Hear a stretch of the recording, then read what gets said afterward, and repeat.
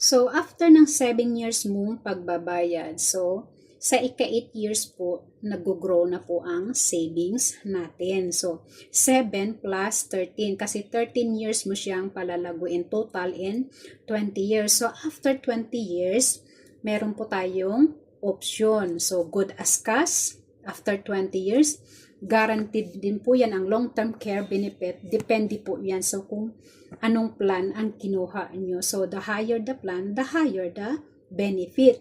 So, guaranteed din po yan ang long-term care benefit bonus if hospitalization benefit during 7 years pag hindi po nagamit yan. So, pag hindi nyo po nagamit ang pondo nyo for 7 years in case na hospital kayo, so, mag 85% po niyan ibabalik pa po sa iyo sa dulo. So, lahat po ng mga unused na accumulated hospital benefit partially is guaranteed po yan.